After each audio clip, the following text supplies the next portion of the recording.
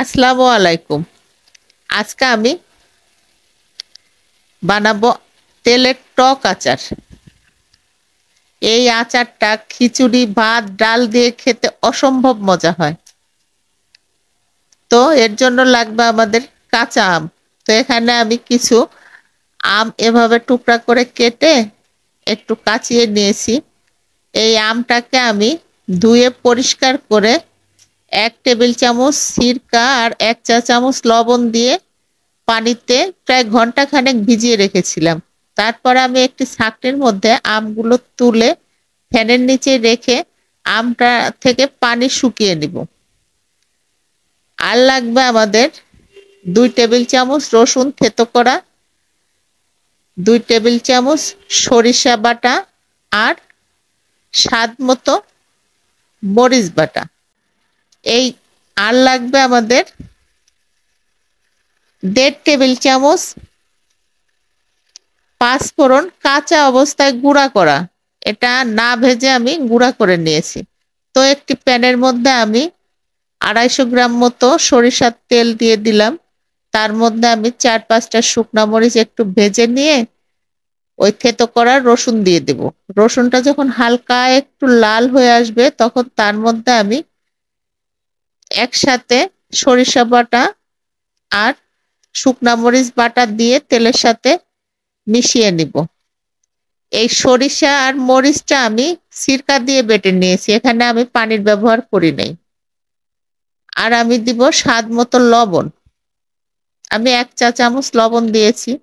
আর দিব আমি 1 চা চামচ হলুদের গুঁড়া দিয়ে তেলের সাথে সবকিছু মিলিয়ে দিয়ে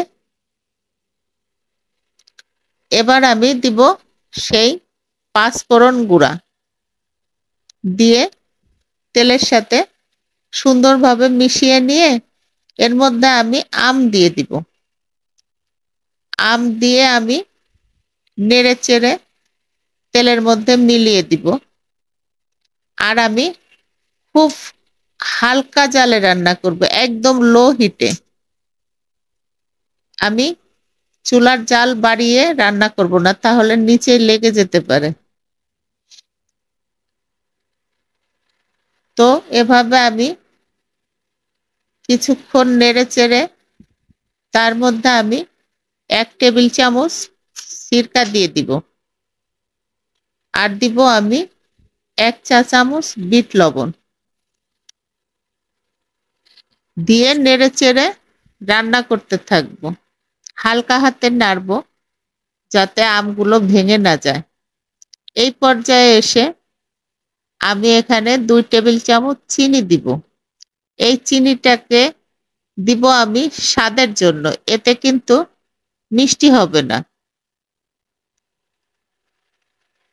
এই তো আমার আচার সেদ্ধ হয়ে গেছে কিন্তু ভেঙে যায়নি।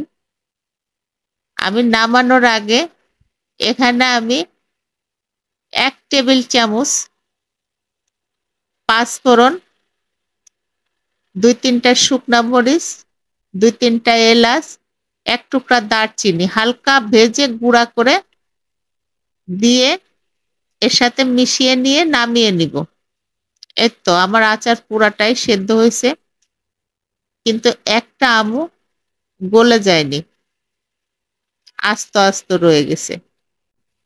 অল্প সময়ে তৈরি হয়ে যায় কিন্তু খেতে হয় অসাধারণ।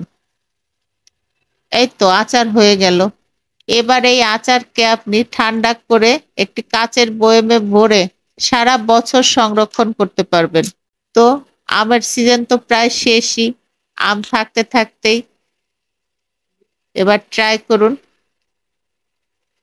একবার বানিয়ে খেয়ে দেখুন কেমন লাগে। এর স্বাদ এর স্বাদ হয় অসাধারণ। তো ধন্যবাদ সকলকে সাথে থাকার জন্য। আল্লাহ হাফেজ।